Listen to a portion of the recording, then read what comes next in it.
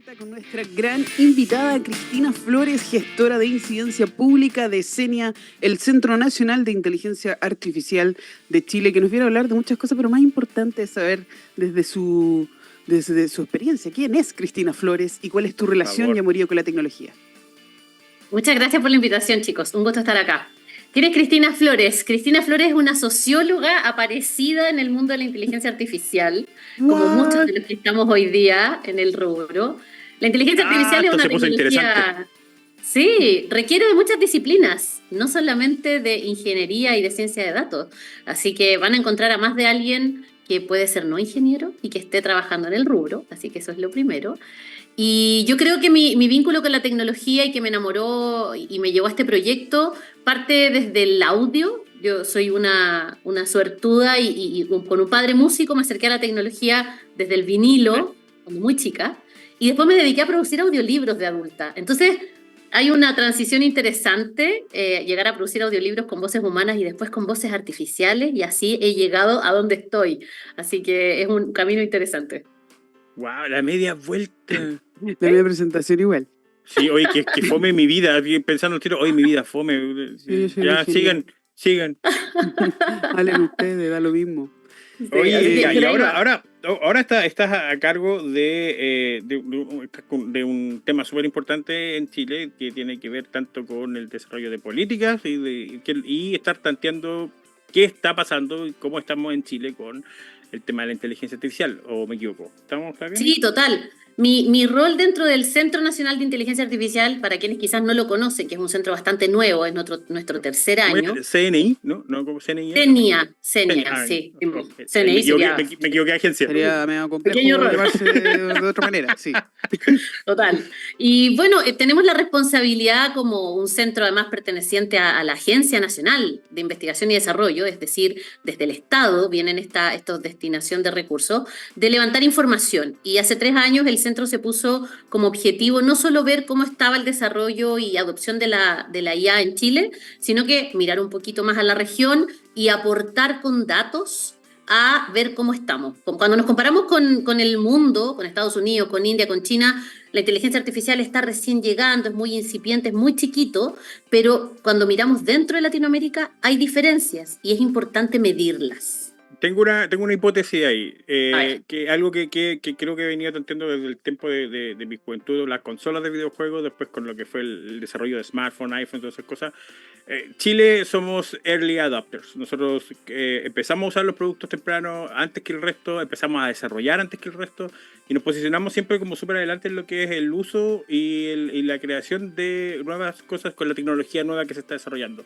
¿Se repite en inteligencia artificial? ¿Estamos arriba otra vez o lo sí. dejó?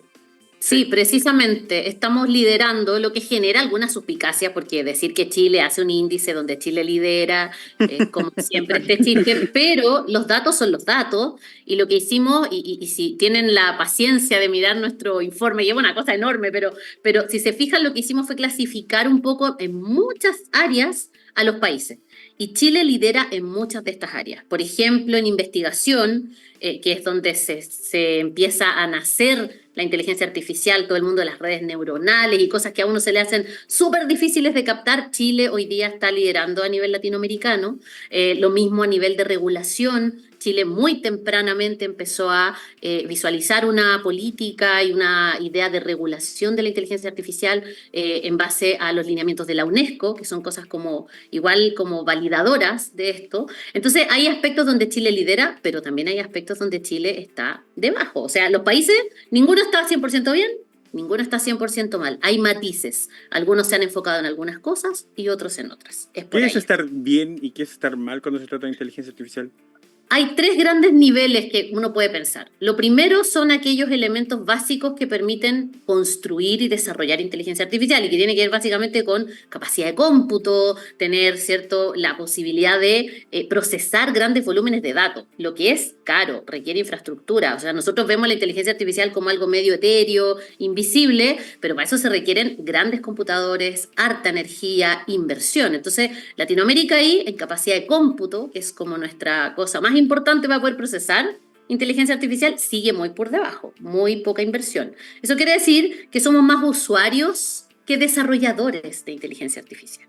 Después viene el mundo de la investigación, del desarrollo, de cómo incorporamos inteligencia artificial a las empresas, innovación, es decir, cómo la vamos incorporando. Ahí también hay varias diferencias entre los países, porque de nuevo requiere lucas, requiere plata poder, ¿cierto?, pasar algunos procesos a cosas más automáticas, poder ordenar tus datos sobre todo. Acuérdense que los datos son el petróleo de la inteligencia artificial, sin ellos no funciona. Y finalmente, además, medimos la gobernanza, que tiene que ver con cómo los países están regulando, cómo están pensando, la ética, cómo se decide qué va a pasar con esto a futuro. Así que esas son como las 3 áreas que yo les podría decir que hay que estar atentos para saber cómo estamos en inteligencia artificial. Gobernanza lo hemos conversado varias veces, justamente que hay como un vacío hace rato sobre los datos, para dónde van, de quién son después de todo. Y lo de la infraestructura, creo que cabe destacar que hay un conflicto súper importante en el tema medioambiental y que lograr el equilibrio va a ser muy complicado, a menos que la tecnología de enfriamiento y de estos data centers mejore. Si no, estamos hablando de utilizar agua y que ya estamos en una crisis al respecto y se complica bastante el escenario ahí. Totalmente. De hecho, ahí lo que hay que hacer es invertir en data centers que estén alimentados idealmente con energías lo más sustentables posible.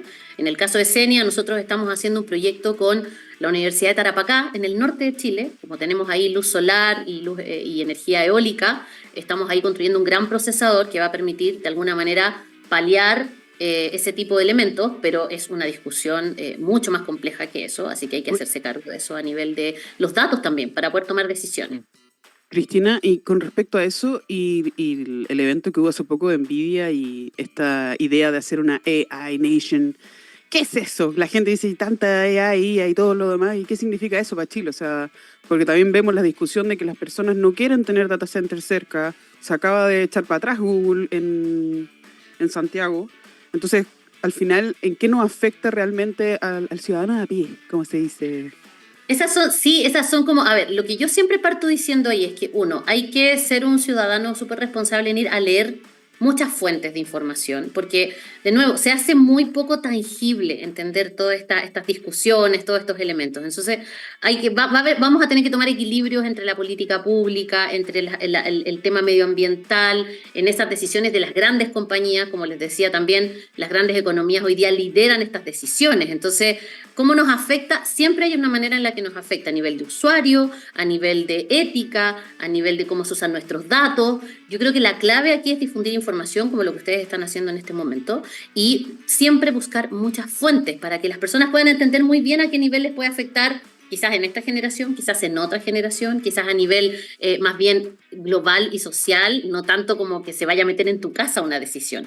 Entonces yo creo que ahí es donde hay que mantener ese equilibrio y este tipo de índices como el que nosotros estamos construyendo aporta eso, a una serie de datos chiquititos que se van juntando y nos van dando un panorama, porque pucha que es difícil agarrar estas tecnologías y hacerlas más tangibles.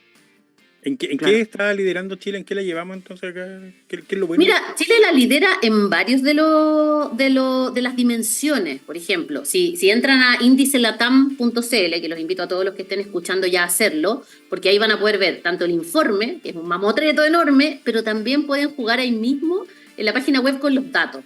Entonces, navegando van a ver que hay 3 dimensiones, que son factores habilitantes, que es la parte como más de infraestructura, después la parte de investigación y desarrollo y después la de gobernanza.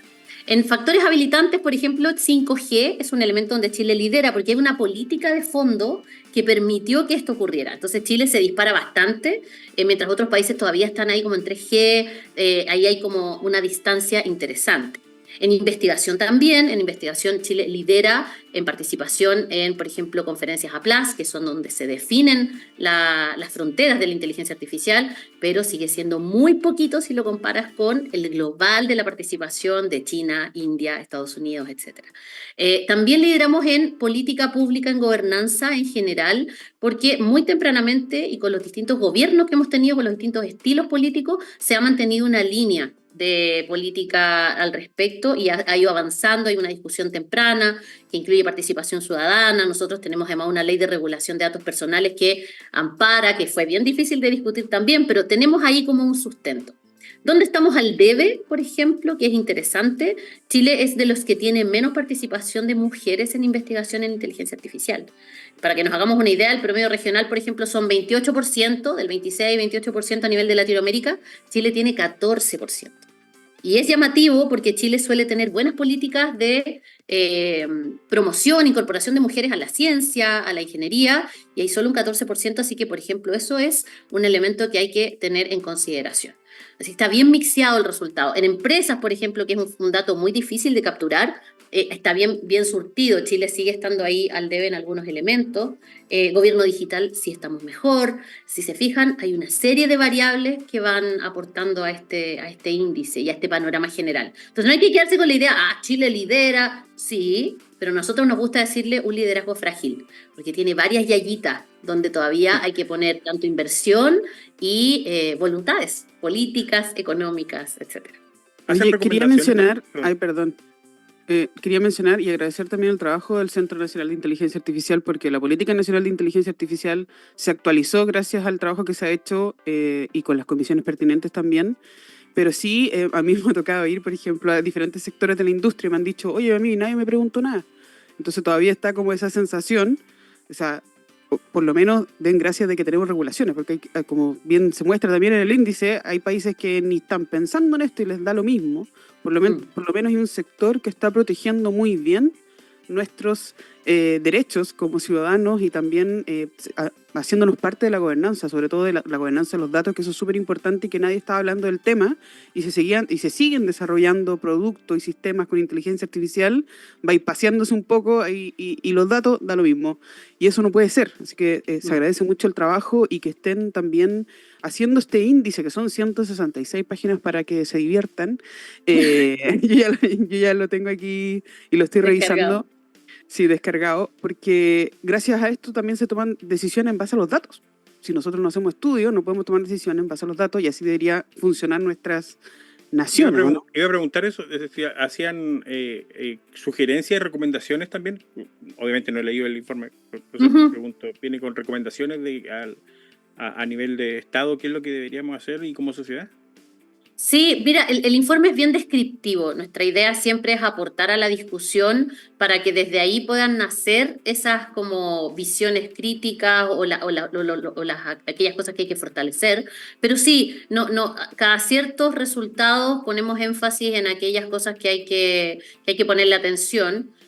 Nuestro director Álvaro Soto siempre dice, bueno, ya tenemos la visión de los datos, que no había nada a nivel latinoamericano, ahora lo tenemos, pero ahora hay que salir como a la cancha, ¿no? Entonces ahí vienen estas como, ya, ¿qué hacemos? ¿Cuáles son las acciones? Cada país tiene sus propias dificultades y sus propias ventajas. Consideremos que hay países donde todavía, por ejemplo, la luz eléctrica no llega a toda la población. Si partimos desde ahí, cada uno tiene desafíos importantes y las prioridades también. Hay muchas opiniones a veces a nivel de ciudadanía, bueno, nos estamos fijando en la inteligencia artificial y todavía tenemos problemas en educación, en seguridad, en salud, pero no quiere decir que no sean complementarios este tipo de problemática. Entonces hay que ponerle su lugar dentro de las prioridades que correspondan y destinar recursos. Sí o sí, podemos tener un diagnóstico muy claro, pero si no hay una destinación de recursos en las políticas públicas, tampoco vamos a llegar a nada. Podemos tener una voluntad de proteger datos, podemos tener una voluntad de generar capacidad de cómputo, pero si no hay una inversión asociada, sobre todo el sector privado, vamos a demorarnos un poquito más en llegar a estos elementos. Así que la clave está en equilibrar.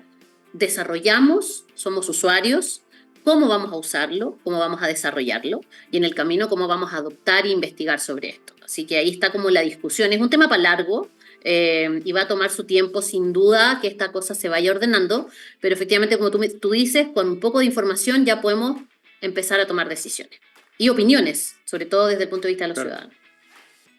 Oye, ayer fue este lanzamiento y presentación de sus resultados. ¿Cómo fue la llegada también para el resto? Porque, como tú decías, decir que, oye, Chile somos tan bacanes, Chile es el mejor país de Chile. ¿Cómo reciben también la respuesta de los demás? Sí, ahí hemos sido muy estratégicos y responsables, dado que el centro tiene una mirada académica y un origen universitario. Nosotros rápidamente lo que hicimos fue asociarnos también con instituciones como la CEPAL, como Naciones Unidas, como el Banco Interamericano de Desarrollo, que le da validez y le da también integridad al estudio. O sea, nosotros tenemos la capacidad técnica de levantar la información, somos un equipo, pero tenemos un respaldo internacional que le da validez y seguridad a las otras naciones de que los datos que estamos levantando son certeros, son objetivos, etcétera, con la dificultad que tiene levantar datos a nivel latinoamericano, porque hay muchas fuentes que no están, hay datos que te cuesta encontrar, entonces tienes que ser lo más objetivo posible y parejo para que todos se sientan bien representados. En general, la recepción es de una gran utilidad práctica. Entonces, tenemos bastantes ministros de Estado de naciones que están usando el índice como un referente para poder levantar sus propios procesos, ver dónde están, usarlo como una guía, ver dónde pueden estar un poquito débiles, un poquito fortalecidos, y desde ahí también iniciar sus propios procesos. Y en eso la ONU acompaña, por supuesto, en las guías para hacer sus políticas. Hay una serie de cosas ocurriendo en otras organizaciones, y lo que hemos hecho es unir fuerzas. Colaboración es clave. No solo a nivel de los datos, sino que a nivel de las políticas. Hay mucho que aprender de lo que hacen otros países. Así que eso hay que mantenerlo siempre en consideración. Oye, me encanta, me quiero tomar un minuto, porque ¿cómo hacemos que más mujeres lleguen a la inteligencia artificial y cómo lo combinamos con el esfuerzo que está haciendo Chile Valora? Que creo que es súper importante de estos caminos o roadmap que está haciendo Chile para irse por ese lado y que la inteligencia artificial sea un pilar para el desarrollo tecnológico y económico. Sí, es un desafío. Hay que acercar a los niños, niñas y adolescentes en general a la ciencia, en particular a las niñas, a los intereses científicos. Hay que fortalecer los procesos de alfabetización digital tempranos y también los procesos de formación en inglés, es base. O sea, son cosas que desde el inicio permiten acercarte a estos lenguajes, porque es aprender varios lenguajes al mismo tiempo. Aprendes inglés, aprendes código, aprendes sobre datos y con eso vas acercándote y teniendo un gusto. A ti no te puede gustar algo que no conoces y desde ahí tenemos que partir. O sea, si queremos proyectar más mujeres en ciencia, en STEM y en inteligencia artificial, tenemos que proyectarlo a una generación más quizás y desde ahí invitar a los padres y cuidadores de niñas que les enseñen que existen estos campos también. Así que yo creo que parte por ahí y fortalecer después los procesos de posgrado. Hoy día los países que tienen, como los extremos, ¿no? Está la base, niños, niñas y adolescentes, y también los programas de doctorados y magíster en inteligencia artificial que están apareciendo cada vez más en Latinoamérica, y eso nos permite que no se nos fuguen también los talentos, ahí hay que retener también, y es otro elemento que está presente en nuestro informe. ¿Qué pasa para los que no son, qué pasa para los que no son académicos? Los que no están metidos necesariamente en el posgrado y están metidos desde la startup como independientes, haciendo investigación, ¿cómo se mide eso? Recuerden que siempre está la posibilidad para quienes no, por ejemplo, quienes llegaron a un pregrado y tienen un interés en la ciencia o en la IA, los diplomados. Hoy día estamos haciendo un diplomado con la UTA, por ejemplo, que llamó a un perfil bien interesante de usuario, bien surtido. Entonces ahí tienes personas que están o emprendiendo o que tienen una mirada empresarial o que tienen un rol estratégico dentro de una compañía mediana o pequeña y que se interesan por la IA a nivel aplicado. Bueno, están esas opciones apareciendo también. El tema de la academia, hablemos de los académicos viejos. ¿Han encontrado resistencia al tema de tanto de colaborar con los datos como de participar en el uso de la inteligencia artificial? ¿A qué nivel dices tú, por ejemplo, como profesores de investigación, claro, investigación y profesores de todas las disciplinas? Boomer. Claro, estoy pensando en todos esos profes que tuve que eran antiguos ya en la época. Sí, es que ahí es bien diverso, porque también depende de las áreas. Hoy día, a nivel de multidisciplina, se está usando mucho la inteligencia artificial por una cosa obvia, sobre todo después de la pandemia, en medicina clínica. Entonces, aquellos que son del área netamente académica o que enseñan y que ven una oportunidad de análisis de datos en la medicina, hay un perfil. Economía y negocios también se ha disparado, porque obviamente modelos predictivos, generativos sobre economía y negocios tiene sentido. Quizás aquellas carreras que son más vinculadas al área creativa son las que al principio tienen un área un poquito más de resistencia, por ejemplo, el diseño gráfico, las artes, la literatura. El mundo del libro también se ha enfrentado a las series de discusiones sobre propiedad intelectual. Entonces, tiene que ver mucho con el área donde también te desempeñas y los riesgos asociados a eso que puedes percibir o que pueden ser reales y cómo los vas enfrentando.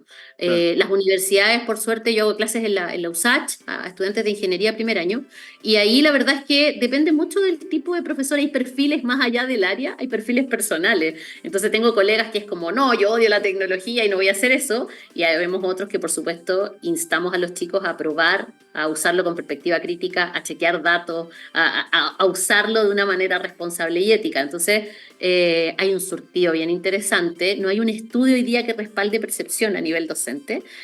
Sin duda sería genial tenerlo, pero va a depender mucho de las áreas también. Oye, se nos acabó el tiempo. Lamentablemente se nos acabó el tiempo y Gabriel se está poniendo nervioso ya porque nos quiere echar de acá, porque viene el capítulo. Viene el otro Gabriel, el favorito, viene el favorito. Los favoritos de esta radio.